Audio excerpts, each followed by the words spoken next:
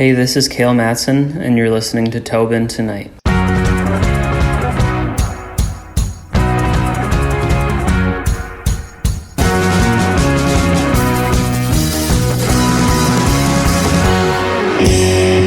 Kalle, welcome to Tobin Tonight. I'm so thrilled to have you on. How are you doing today? I'm all right. How are you? I'm doing great. First off, where did you kind of develop your interest in music? I don't know. I mean, I guess I started playing guitar when I was about 13 or 14, and, start playing, classic rock and those types of things to learn how to play guitar. But I didn't start writing songs till I was about 18 or 19 years old. Okay. And who are some of your influences? I'm going to give you a bit of a compliment before we start off here as well. When I'm listening to your music, it's very distinctive, very unique, and I guess this is a compliment depending on who you listen to, but Bob Dylan, that's who you kind of remind me of. Oh, well, that is a compliment, I think, by anyone's standards. Dylan that's one of the first real, I think everyone sort of goes through a bit of a shift in their tastes when they're younger into some, stuff that's a bit more intellectual and Dylan was like a really sort of easy thing for me to grab onto when I was, probably 15 or 16 and sort of start that itch about, writing your own songs and thinking maybe you could do this at some point. Obviously not as good as him, but, lyrically he's been probably the biggest influence on me, out of anyone. Okay. And who are some other ones that you maybe modeled your music after or just listened to and thought, hey, this is cool, I want to do what they're doing? Yeah, I was probably any teenager, sort of, early 2000s. I was, when I first started playing guitar, I was into, all the, Green Day and Blink-182 and stuff like that. But then, the real sort of shift happened when that sort of turned into the Weaker Dance and, Bright Eyes or Wilco, which still is probably my favorite band, and Jeff Tweedy is my favorite, songwriter probably ever. And that was, Wilco was a really big turning point for me, and that led to the, the sort of obsession with, Dylan and Springsteen and, Paul Simon, all those. That was sort of the gateway into a lot of the older music that, is my favorite. Absolutely. No, I agree. Now, you mentioned about Blink-182. I'm going to ask this question, and, could divide the fan base here, but old Blink or new Blink?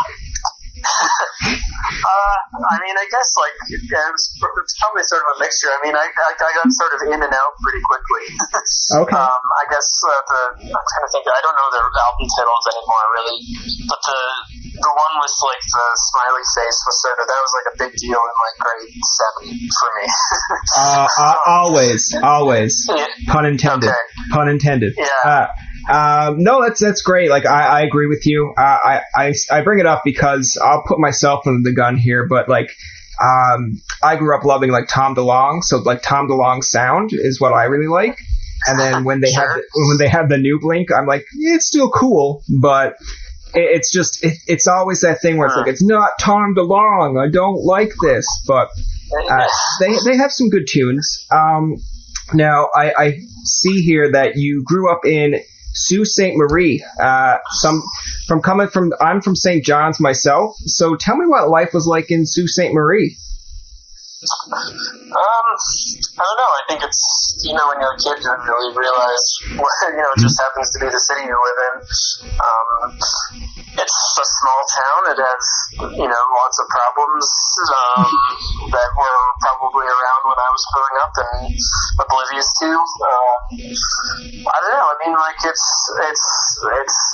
sort of unremarkable. I always sort of joke that Sault Ste. Marie gave me my ambition to leave Sault Ste. Marie.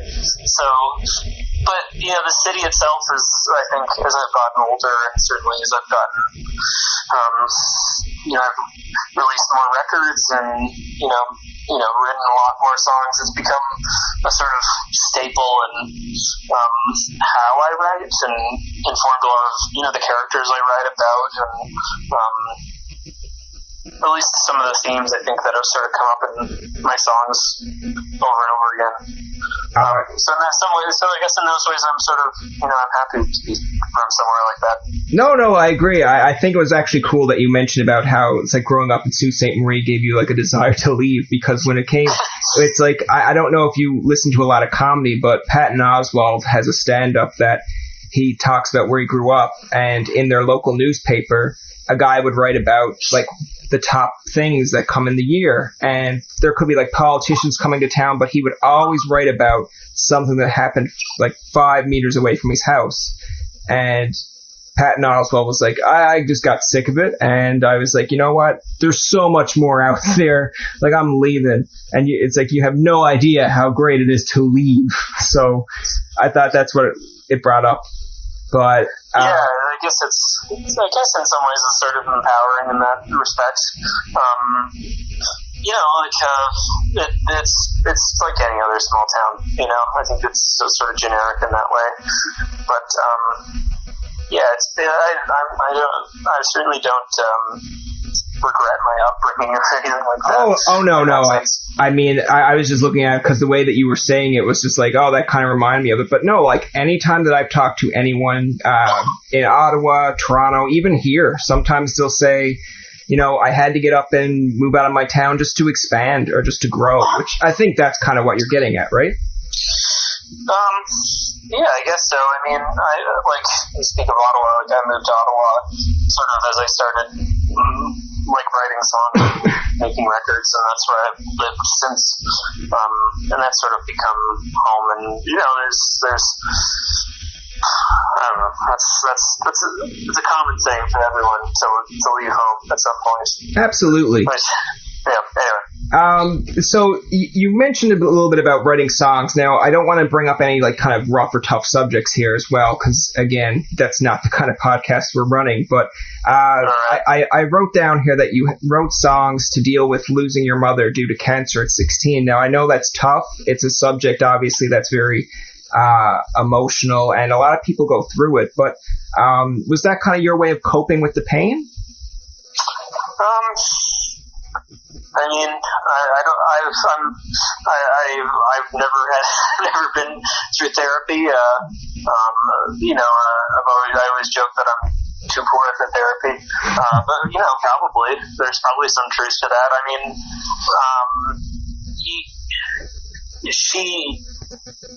losing my mom was definitely like I wrote a record about it, and that was sort of the record that really like gave me a career. Yeah. And I think that sort of came at a time where I was sort of old enough and I was to deal with things a bit more. Losing a parent at 16 is not a unique thing. It doesn't happen very often when you're not fully an adult, but you're close, and writing songs about it, it sort of opened up a new way to write for me and give my songs like more meaning rather than just something that sounded cool. Or I think my first few records there was always little hints of some of that stuff, but writing about her and what happened really sort of took everything to do with my songs and songwriting and music to the next level, because it felt weighty and important. You know what I mean? I wasn't gonna I felt sort of pressure to not write like a shitty record about my mom dying. So yeah, I guess that's a long-winded answer about that, but yeah. No, and again, I apologize for bringing it up. I just think that's something that a lot of people can either relate to or go through, and it might not be just like dealing with cancer. It could be dealing with someone that's gone through either suicide or like whatever. It's just these kind of tales or stories sometimes bring people out of the woodshed and give them new light, I guess. Yeah, it's not just informed, what I do for a living. It gets very much informed who I am as a person. I think anyone who's sort of gone through something like that, at that age, would tell you the exact same thing. It sort of defines you in a lot of ways, good and bad. So, yeah. No, absolutely. I agree with you there. Now, in 2008, you released a 6-song EP, Telescope, 150 copies with your childhood friend, Rory Lewis. Now, I want to ask you, and again, not trying to poke fun at you overly, but 150 copies, all sold? Yeah. All sold? Yeah, of course. Absolutely. That's great. I love that, because it's like, imagine if people are coming at your door going like, I've got a copy, my buddy wants a copy, and you're like, dude, I only made 150. They're like, oh man, this is vintage now. They exist in the world somewhere. I don't have any copies, nor do I wish to see or hear any of it again. We're talking 2008, the streaming didn't exist. The internet, YouTube didn't exist. So, selling CDs is much easier then. Yeah, no, I love it, because it's like, when you just mentioned that you don't have a copy, I'm like, what happens if you see one of these on like eBay or something one day? Are you going to try to purchase it? Absolutely not. All right. Now, in 2009, of course, you released Whisper Bee. This was recorded at your school, the Sir James Dunn Collegiate, and produced by your music teacher, Mark. I might butcher this last name. Go. Okay. How important was it to do this at your school and have that music teacher involved? Mark was my guitar teacher in high school, and became a really good friend. And he used to have a home studio where he produced bands and made records. And then he ended up moving with his home studio into our high school and taught recording. And we basically were my first record was I was like a guinea pig for the studio. Like, we were like ironing out all like the kinks and setting up the studio. So we got free studio time to make my first record, and it was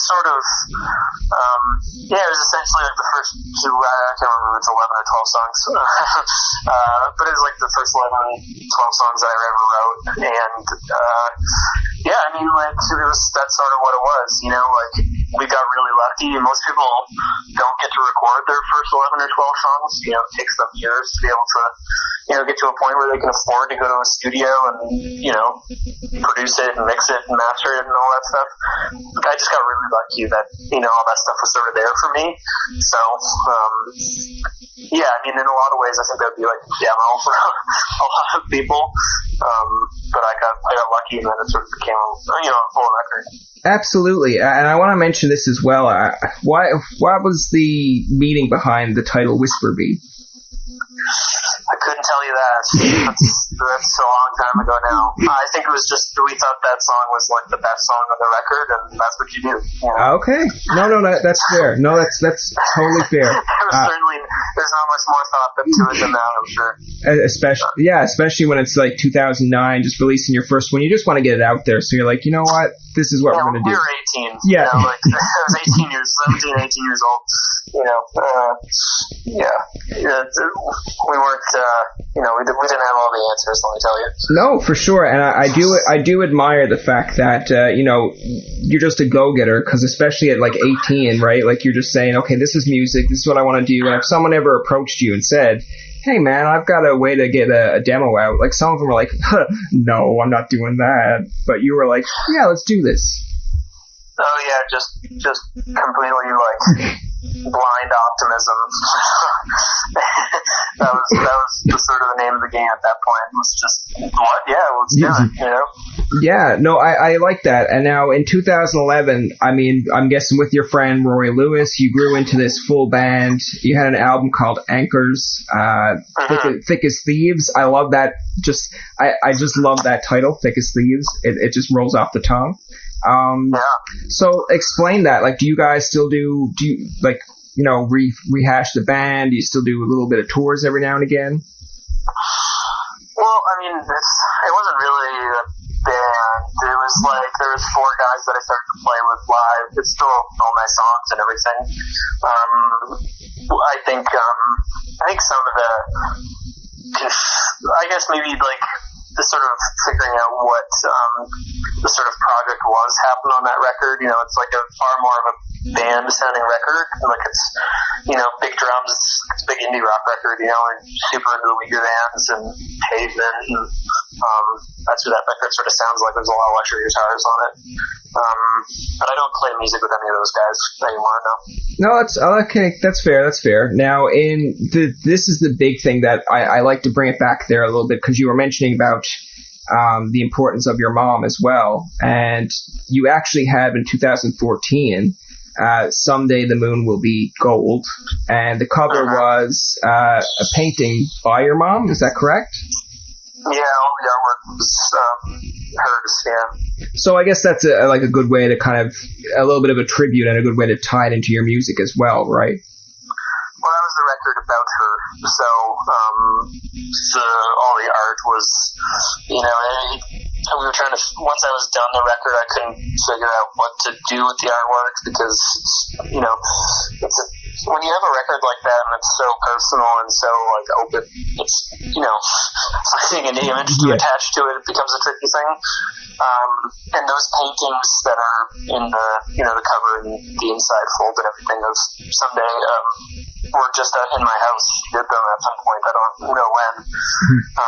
So it ended up being like like a perfect sort of bow on, you know, the record as a project and, you know, conceptually what it was all about. No, I agree, and it obviously worked because, like, you know, you won a Best Songwriter, Best Album by a Solo Artist at the 2015 Northern Ontario Music and Film Awards. You had concert tours in Canada and Europe for this album. Like, I mean, it seems like a really cool kind of experience or story in the aspect of, you know, you get to use her artwork, you bring in a little bit of your own personal experience, and it gets you a little bit of the Canada and Europe like attention as well. Yeah, I mean, that was the record that got nominated for the Polaris as well. Like, it was everything sort of leveled up with that one. So, Cale, with all that being said, I'll give you a little bit of my background of how, of course, I came to discover you. At Algonquin College, while I was doing a radio program, they have these 2 stations. They have Air AM 1700, which plays pop music, and then they have CKDJ, plays a little bit of local acts. So while we're doing the station, I seen a few of these songs, and Air AM was playing Hotline Bling, and you know what? I wasn't really into it. Not really into the whole Drake feel. So then we go into CKDJ, and lo and behold, Hotline Bling cover. And I was like, oh man, people are doing covers of this song? Like, brutal. And then I listened to it and I was like, no, this is good. I like this. And then I did another shift and another one of your songs came up, that was Avalanche. Love that one.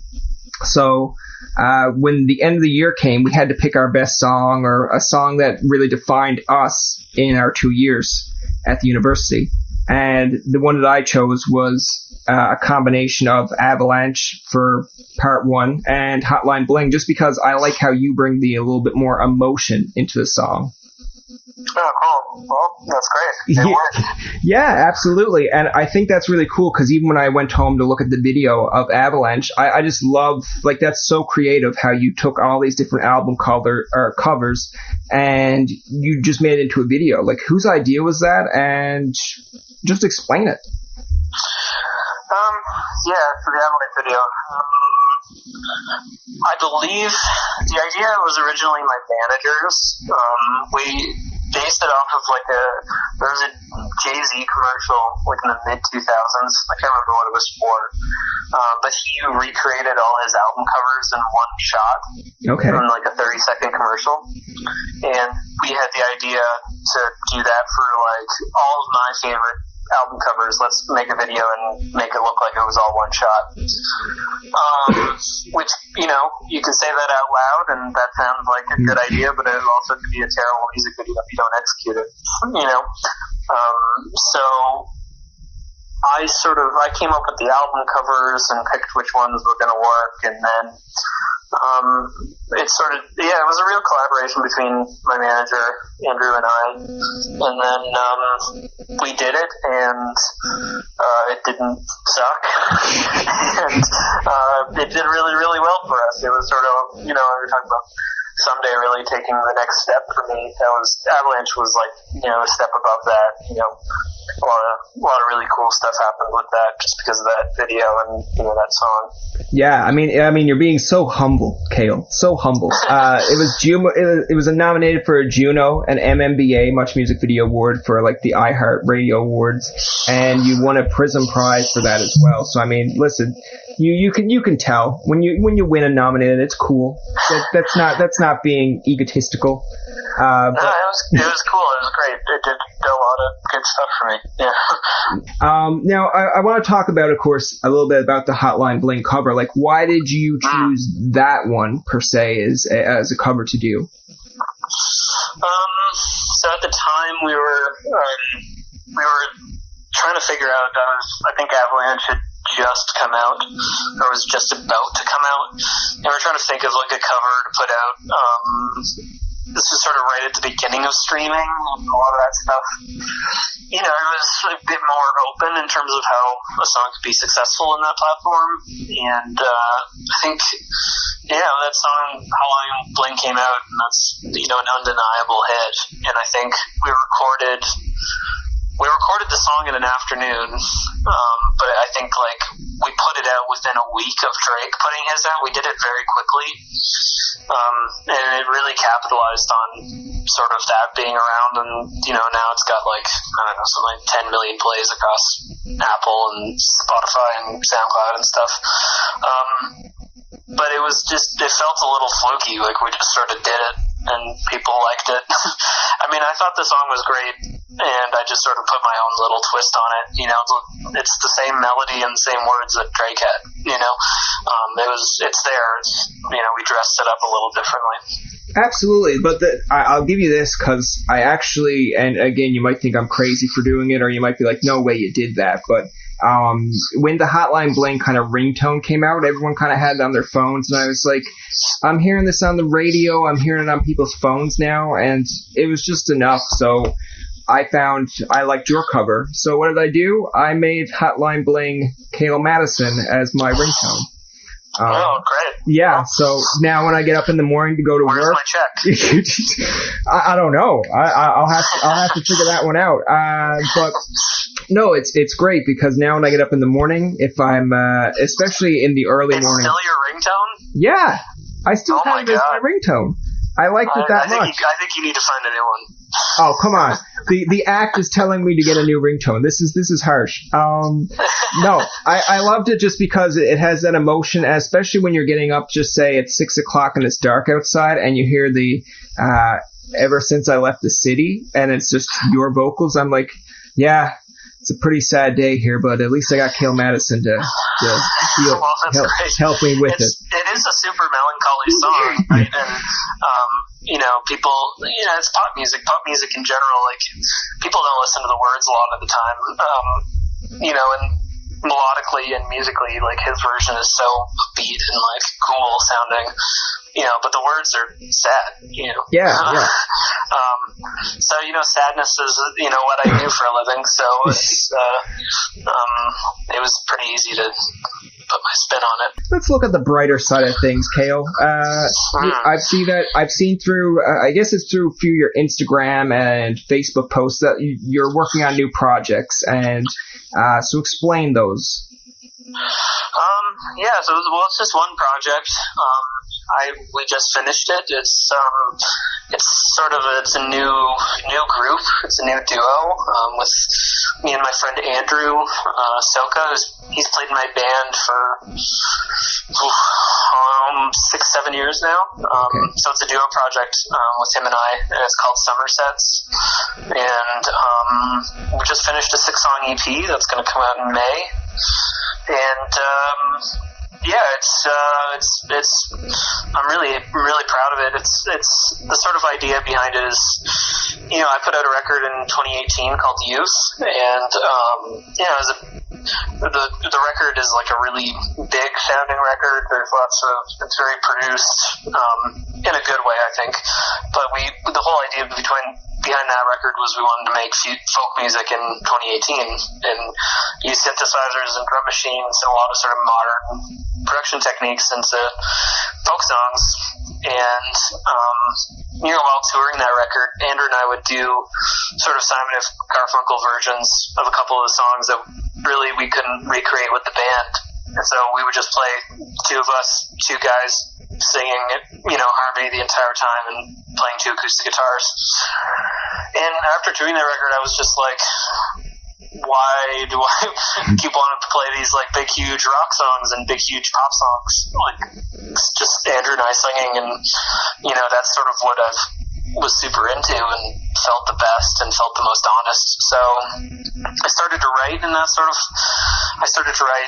bunch of character songs and far more narrative songs than I had done in the past. And then it sort of just blossomed into this duo project where Andrew and I are like, we were just super inspired by, Simon and Garfunkel and Crosby, Stills and Nash, stuff from the late 60s, early 70s that, is my favorite sort of stuff.